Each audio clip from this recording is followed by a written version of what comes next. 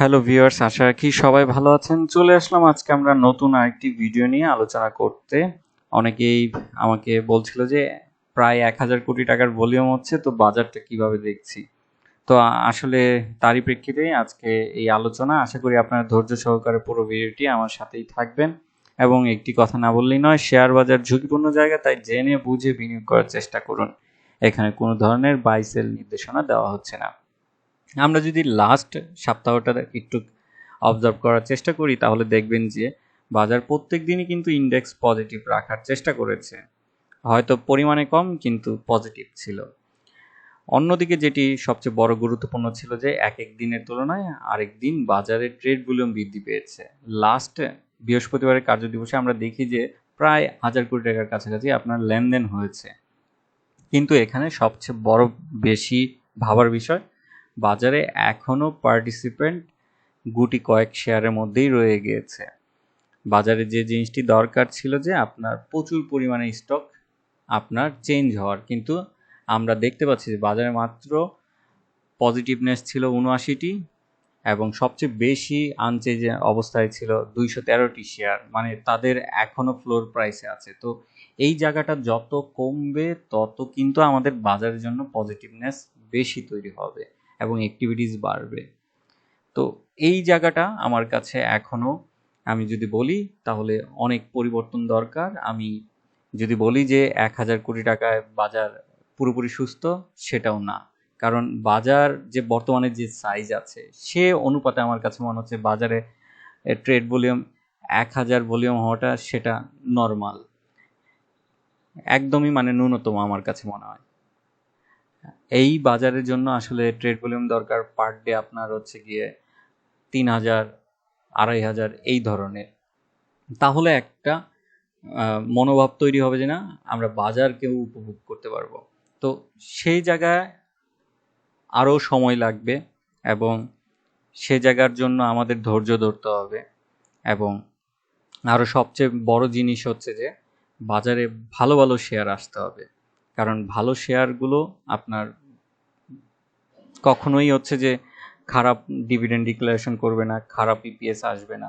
সেটার কারণে মার্কেট কিন্তু ভালো হওয়ার চেষ্টা থাকবে। তো ওভারঅল যদি বলি তাহলে হচ্ছে যে বাজার এখন কি কারণে আসলে এত পজিটিভনেস, মূলত হচ্ছে যে বাজার পজিটিভনেস হওয়ার কারণ হচ্ছে একটা টাইম আমরা এক জায়গার মধ্যেই আটকে ছিলাম, যার কারণে সেখান থেকে অবশ্যই একটু ঘুরে দাঁড়ানোর চেষ্টা চলছে। এইখানে আরও প্রচুর পরিমাণে আপনার ভলিউম ক্রিয়েট করতে হবে, এবং পাশাপাশি হচ্ছে যে টুকটাক আমার কাছে মনে হচ্ছে যে পার্টিসিপেন্ট সংখ্যাটাও বাড়ছে, এবং প্রাতিষ্ঠানিকের বিনিয়োগের সংখ্যাটাও হচ্ছে কিছুটা, যার ফলে হচ্ছে যে এই ধরনের আমরা একটু পজিটিভনেস দেখতে পাচ্ছি। কিন্তু বাজারের যদি আমরা বেশি সংখ্যক শেয়ার যেগুলি পজিটিভনেস দেখছি, কিংবা যে শেয়ারগুলো বেশি বৃদ্ধি পাচ্ছে, সেগুলো কিন্তু লো পেইড আপ। এইখানে অনেক বিষয়গুলো আছে। লো পেইড আপে যেহেতু শেয়ারের সংখ্যা কম, তাই খুব কুইকলি অল্প শেয়ার কিনেই আপনার দেখা যাচ্ছে প্রাইস উপরের দিকে যাচ্ছে। পাশাপাশি হচ্ছে যে লো পেইড আপের কিছু শেয়ার আমরা দেখতে পাচ্ছি যে অন্যান্য বছরের তুলনায় তাদের ইপিএস বৃদ্ধি পেয়েছে, যেটা খুবই পজিটিভনেস। অন্যদিকে যদি ট্রেড ভলিউম দেখি, কিছু ভালো সংখ্যক শেয়ার আছে, যেমন ইউনিক হোটেল, তাদের ট্রেড ভলিউম বিগত অনেক দিন যাবত দেখা যাচ্ছে ভালো একটা ট্রেড ভলিউম হচ্ছে। তার বাদে ইস্টার্ন হাউস, বসুন্ধরা পেপার্স। তো এই রকম আরও প্রচুর সংখ্যক আসলে বড় বড় কোম্পানি ট্রেড ভলিউম টপে আসা দরকার। তাহলে দেখা যাবে যে বাজারটা এমনিতেই ঘুরে যাচ্ছে। তো এই ছিল সার্বিক অবস্থান।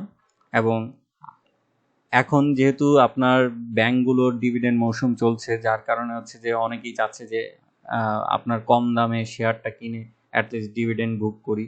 তো এই জিনিসটা যত বাড়বে তত কিন্তু বাজার এমনিতেই ঘুরে দাঁড়াবে, এবং নতুন আপনার মানি এইখানে ইনজেক্ট হওয়াটা প্রয়োজন। নতুন যদি মানি না আসে, তাহলে হচ্ছে বাজার কিন্তু ঘুরে দাঁড়াবে না। আপনার আমার যে পোর্টফোলিও আছে সেটা দিয়েই যদি কেনা বেচা করি, তাহলে কিন্তু বাজার জমবে না, ওই একই জায়গার মধ্যেই সবসময় থাকবে। তো বাজারে প্রচুর ফ্রেশ মানি দরকার, তাহলে বাজার এমনিতেই হচ্ছে যে আপনার ঘুরে দাঁড়াবে।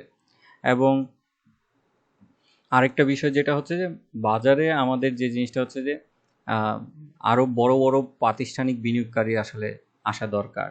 আমরা এই বাজারের জন্য দেখেছি যে ক্ষুদ্র বিনিয়োগকারীর সংখ্যাটা বেশি, যার ফলে দেখা যাচ্ছে যে আহ, ধৈর্য কম থাকে এবং বাজার খুব কুইকলি পড়ে যায়, এবং যার কারণে আমরা বাজারকে বেশি দিন সাস্টেনেবিলিটি দেখতে পারি না। তো এখানে পার্টিসিপেন্ট দরকার আসলে অনেক বড় বড় ইনস্টিটিউট, যার ফলে হচ্ছে বাজার কন্টিনিউ একটা ভালো অবস্থানে থাকবে।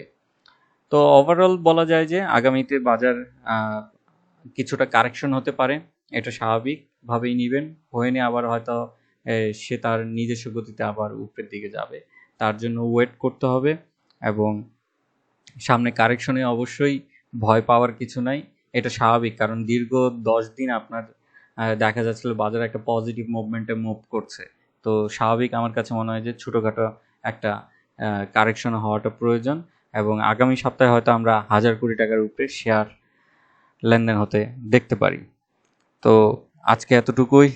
দোয়া করবেন যাতে বাজার যাতে খুব কুইকলি ভালো হয়, কারণ সবাই চাই যে বাজার ভালো হলে সবারই যাতে একটা সুস্থ মন নিয়ে জীবনযাপন করা। ভালো থাকবেন, সুস্থ থাকবেন, এবং শেয়ার বাজারে জেনে বুঝে বিনিয়োগ করবেন। ধন্যবাদ।